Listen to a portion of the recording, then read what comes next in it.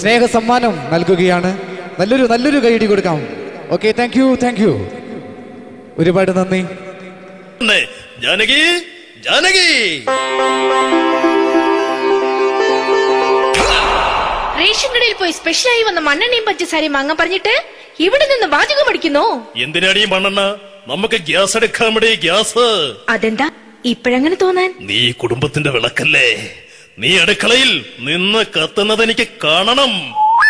നിങ്ങൾ അറിഞ്ഞോ മനുഷ്യ, 7 വർഷങ്ങൾക്ക് ശേഷം സൗദാമിനിയുടെ കെട്ടിയോൻ ഗൾഫിൽ നിന്ന് വന്നു. അമ്മേ, അതിന് നിങ്ങളെന്തിനാ ഞെട്ടിയത്? ജാനു, അത്താഴം മുടങ്ങിയവന്റെ വിഷമം ഊണ് തരാത്തവൾക്കറിയില്ലടി. രാഘവേട്ട, ഉണ്ണി ജയിൽ ചാടി.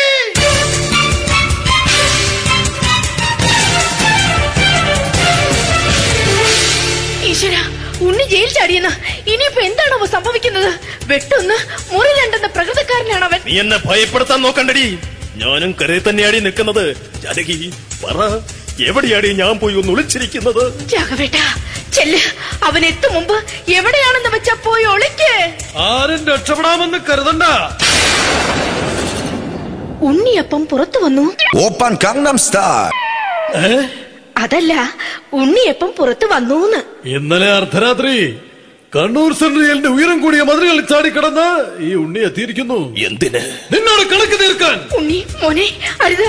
അദ്ദേഹം അറിവില്ലാതെ എന്തെങ്കിലും ചെയ്തു പോയിട്ടുണ്ടെങ്കിൽ നീ അത് ക്ഷമിക്കണം. മാറി നിൽക്കടി. ഞാനില്ലാത്ത സമയത്ത് നീ എന്റെ വീട്ടിൽ പോയിരുന്നു അല്ലേ? ഉണ്ണി, ഞാൻ വേണ്ട. പഴയ കണക്കുകളൊന്നും ബാക്കി വെക്കുന്നവനല്ല ഈ ഉണ്ണി. ഉണ്ണി അരുത്. മോനെ ഉണ്ണി,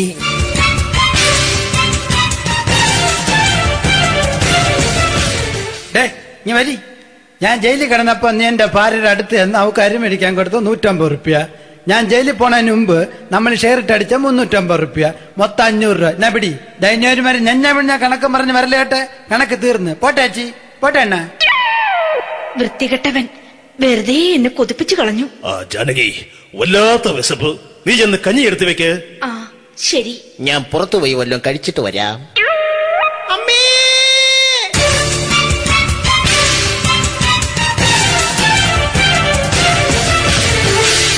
കല്യാണി ശ്രീകുട്ടൻ ചതിച്ചു. അമ്മേ, ചതിച്ചു.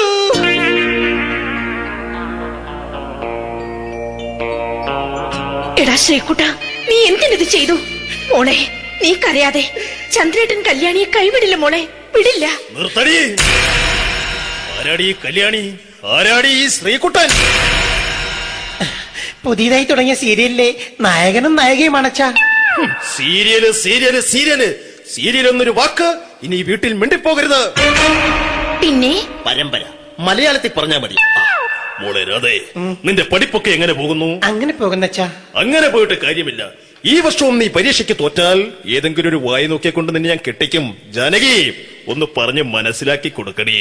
അതേ മോളെ, നിന്റെ അച്ഛനെ കൊണ്ട് അമ്മയെ കെട്ടിച്ചതുപോലെ.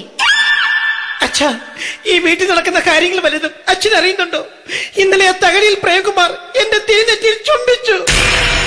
ഞാനത് വിശ്വസിക്കില്ല. എന്തുകൊണ്ട്? കേവലം 3 അടി പൊക്കം മാത്രമുള്ള അവൻ ഇത്രയും പൊക്കമുള്ള നിന്റെ തിരുനെറ്റിയെ ചുംബിച്ചെന്ന് പറഞ്ഞാൽ അത് വിശ്വസിക്കാൻ ഞാനത്ര മണ്ടനല്ല. അച്ഛാ, പ്രേംകുമാറിന്റെ ബുദ്ധിമുട്ട് മനസ്സിലാക്കി ഒരൽപ്പം താന്നു കൊടുത്തതിൽ എന്താ തെറ്റ്?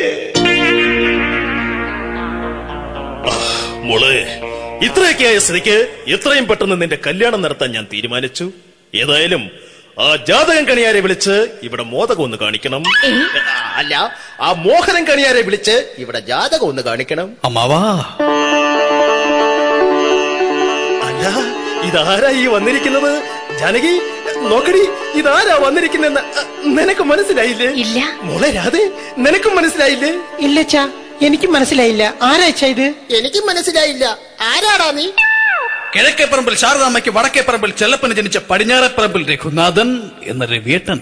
രവിയേട്ടൻ അധികം ഇവിടെ നിന്ന് സംസാരിക്കണ്ട. സംസാരിച്ചാൽ അങ്ങ് തെക്കേപ്പറമ്പിലേക്ക് എടുക്കേണ്ടി വരും. മോനെ രവി, എവിടെയായിരുന്നു നീ ഇത്രയും നാൾ? പട്ടിണിയും പരിവട്ടവുമായി ഞാൻ ഒരുപാട് അലഞ്ഞു. ഒടുവിൽ ഞാൻ ചെന്നെത്തിയത് അങ്ങ് ചിക്കാഗോയിലായിരുന്നു. ചിക്കാഗോയിൽ എനിക്ക് ചിക്കന്റെ ബിസിനസ് ആയിരുന്നു. എന്ത് ചിക്കൻ? കോഴി ചിക്കൻ. അവിടെ നിന്ന് ഞാൻ ഉണ്ടാക്കിയതോ കോഴികളുടെ അസ്ഥി. കോഴികളുടെ അസ്ഥിയോ? അല്ല, കോടികളുടെ ആസ്തി. കോടികളുടെ ആസ്തി ഉള്ളവൻ വീണ്ടും ഈ തിരുമുറ്റത്ത് എന്തിനു വന്നു? എന്റെ കളിക്കൂട്ടുകാരി രാധയെ ഒന്ന് കാണാൻ.